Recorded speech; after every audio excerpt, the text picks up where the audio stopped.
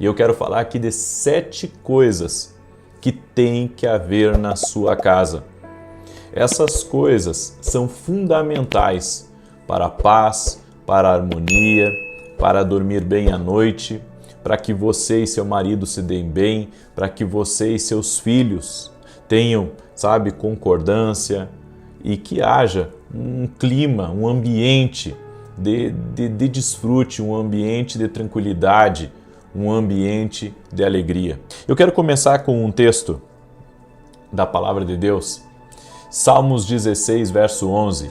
Eu amo esse texto, diz assim: Far-me-ás ver a vereda da vida na tua presença, a fartura de alegrias, a tua mão direita há delícias perpetuamente. A primeira coisa que não pode faltar na nossa casa é as obras da graça de Deus. A graça é o favor imerecido, ou seja, o perdão que recebemos de Jesus Cristo em nossa vida. Isso é graça, é favor imerecido, não fizemos por merecer. Não pode faltar dentro da minha casa as obras da graça, a celebração de que Jesus é o Senhor da nossa casa, que Jesus é o Senhor da nossa família. Uma casa que tem as obras da graça é uma casa que acredita em Deus, é uma família que acredita em Deus. Isso é muito importante. É por isso que o pai ou a mãe, ou os dois, são responsáveis de discipular os seus filhos e de dar um bom exemplo de pessoas que acreditam em Deus. Porque tem gente que diz que acredita em Deus, mas a vida deles na igreja é uma e na casa é outra. Que obra da graça existe nisso? Eu acredito que os pais têm que dar exemplo para os filhos. Eu acredito que o exemplo da fé deve ser primeiro em casa e depois na igreja, e não vice-versa. Porque tem gente que se apresenta muito bonitinho dentro da igreja, mas dentro de casa não podem se ver, de ódio, de raiva. E que exemplo que é obra da graça isso? Nenhum. Então, nós precisamos dar exemplo da obra da graça em nossa vida, em nossa família. Ou seja, pais que verdadeiramente servem a Deus e que isso é um exemplo para os filhos. Segunda coisa que não pode faltar na casa de uma pessoa que acredita a Deus: ser guiado pelo Espírito Santo. Uma família que aprende a orar para tomar todas as decisões é uma família que vai prosperar muito. O pai, a mãe que ensina os filhos a orar antes de tomar uma grande decisão já está plantando um legado de fé, um legado até mesmo de prosperidade sobre a vida dos seus filhos. É por isso que dentro da nossa casa não pode faltar oração para tomar decisões. Não podemos ser impulsivos, não podemos ser irresponsáveis, não podemos ser ansiosos, mas devemos fazer tudo, absolutamente tudo, com oração. Toda decisão da família tem que ser debaixo de oração. Então, uma família que ora a Deus para tomar as decisões é uma família abençoada, é uma casa abençoada. Isso não pode faltar na nossa casa. Oração para tomar decisões. Oração para escolher o caminho certo, para fazer a compra certa, para conquistar as coisas que Deus tem para nós.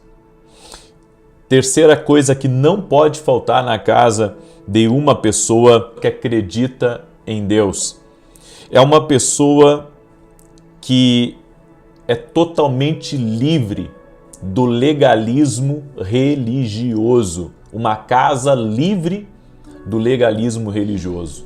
O que seria isso? Bem, quando uma casa aprende a não julgar, a não se colocar na cadeira de juiz, isso é um ensino poderoso que você está trazendo à tua família, aos teus filhos, porque tem gente que senta para almoçar ou senta para jantar, ou senta para conversar, e o almoço, a janta e o petisco é a vida do pastor, é a vida da sua pastora, é os problemas da igreja. Sabe? Essas coisas a gente não tem que levar para casa. Essas coisas não tem que serem comentadas em casa. A nossa casa tem que ser um lugar de paz. Deve ser um lugar de boas notícias, boas conversas.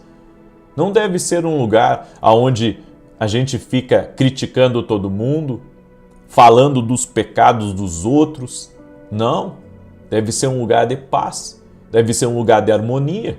Ou seja, esse tipo de crítica, né, do culto, do louvor, do pastor, da pastora, ou seja lá, de quem for que está na frente, não é uma coisa que você tem que falar no carro, não é uma coisa que vocês têm que estarem conversando sobre isso.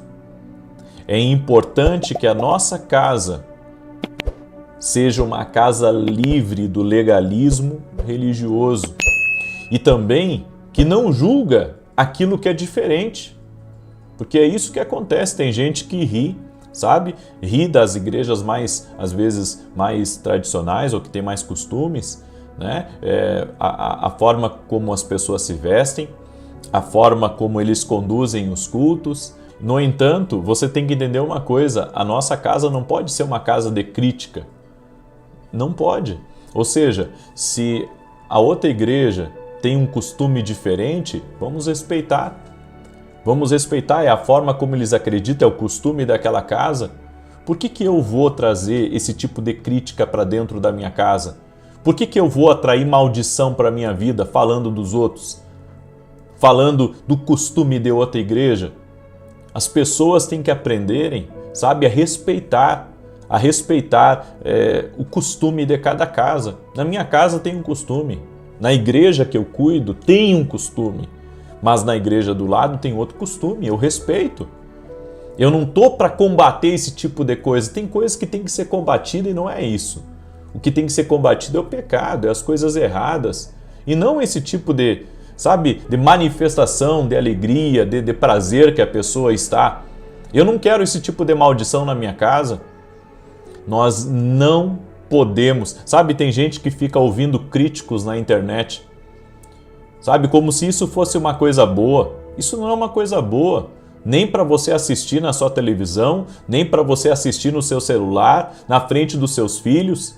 Porque o que tem mais na internet é crítico. É gente que bate, sabe, fala até mesmo inverdades sobre os outros. E tem gente que está sempre aplaudindo, que acha bonito isso, que gosta de ver o circo pegar fogo.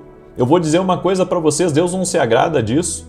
Na verdade, são pessoas querendo chamar a atenção e estão fazendo isso, estão atacando os outros, né, para ganhar likes, para ganhar seguidores, para ganhar visualizações.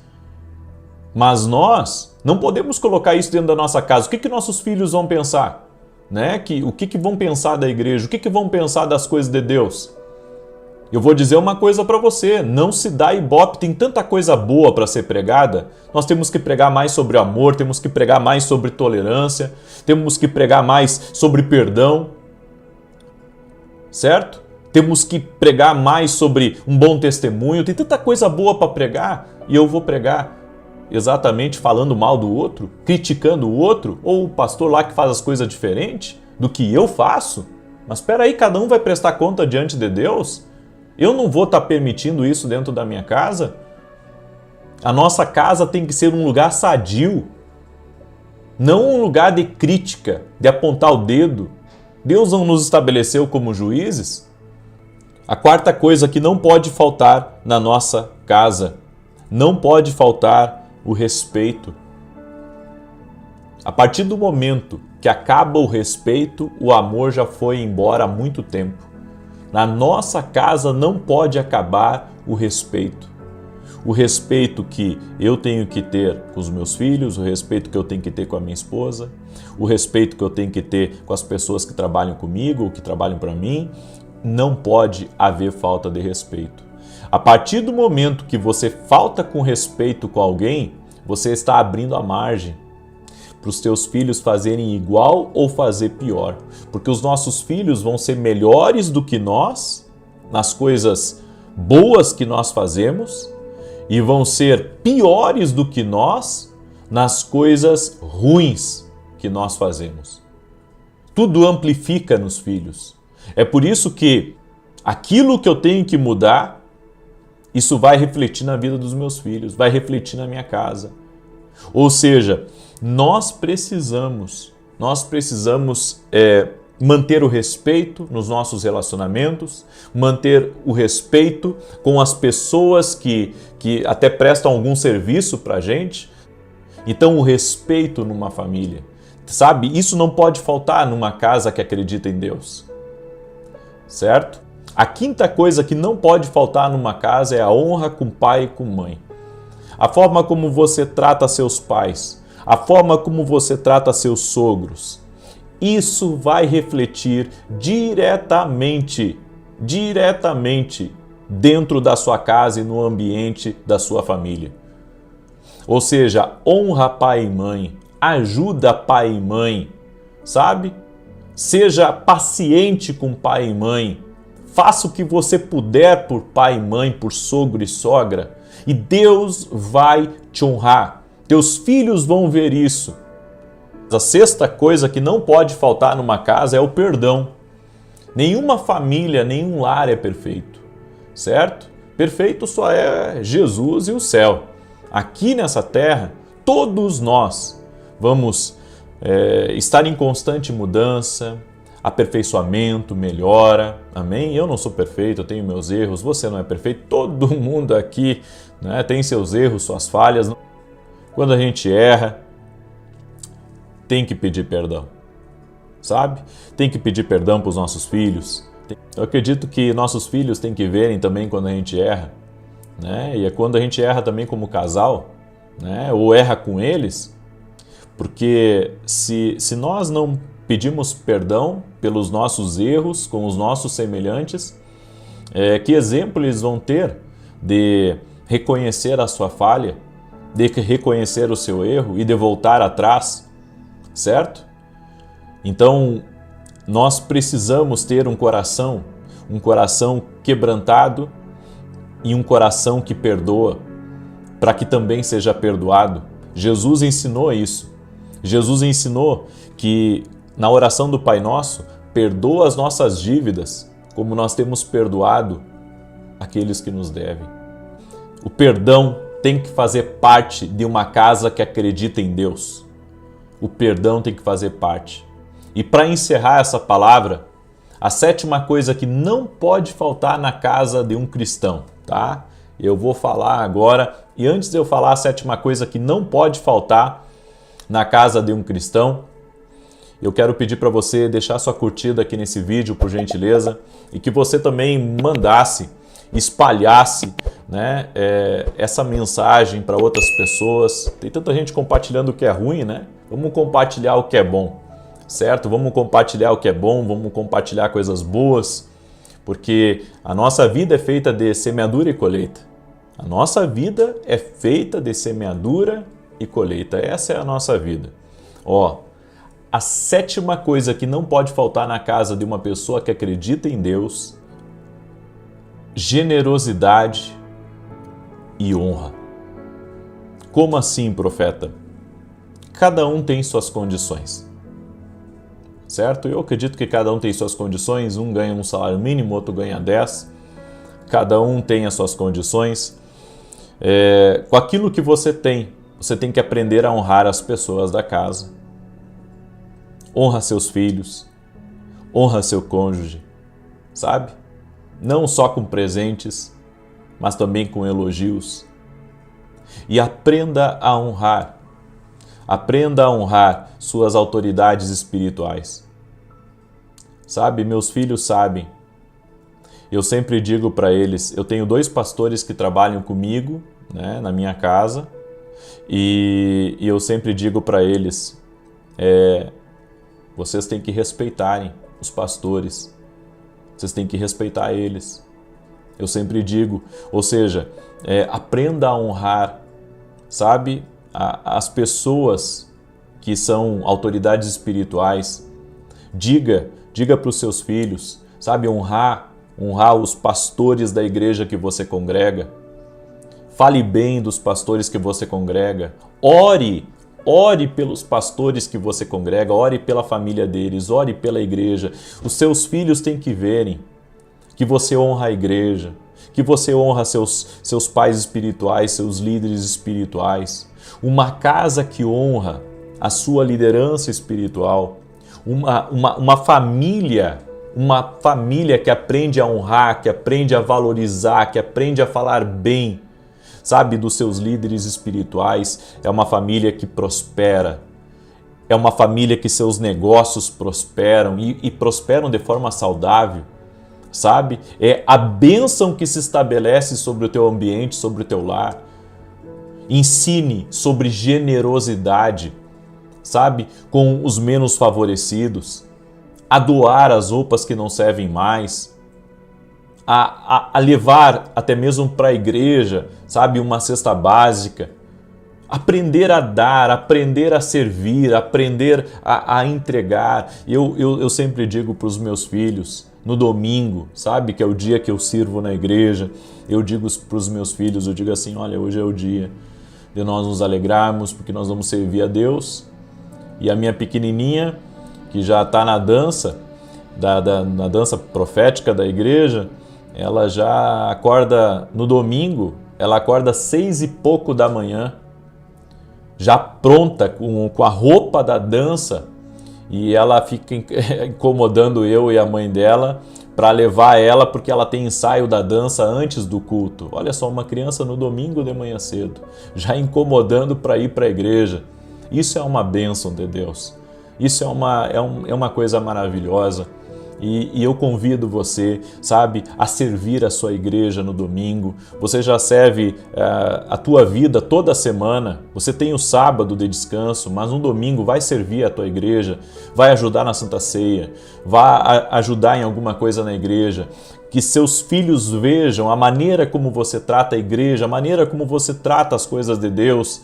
Isso, gente, isso vai voltar para você multiplicado, isso vai voltar para os teus negócios, isso vai voltar para a tua saúde. Você vai ver que tudo que você fizer para o reino de Deus, que você fizer, sabe, na sua igreja, não importa se a sua igreja é pequenininha ou se a tua igreja é uma igreja grande, não importa. Deus está vendo e vai recompensar a tua família. Nunca saia reclamando de casa para ir na igreja, nunca saia reclamando, sabe, para servir numa reunião, para servir numa coisa. Não faça isso, certo? Aquilo que você, a forma como você trata o sagrado, o santo, como você trata um princípio, é a forma como você vai ser recompensado. Então, aprenda esses princípios e você vai ser muito abençoado, certo? Eu deixo essa instrução para você. Quero pedir que você compartilhe isso com outras pessoas, porque tem muita gente que precisa, né, aprender, ter o conhecimento dessas verdades.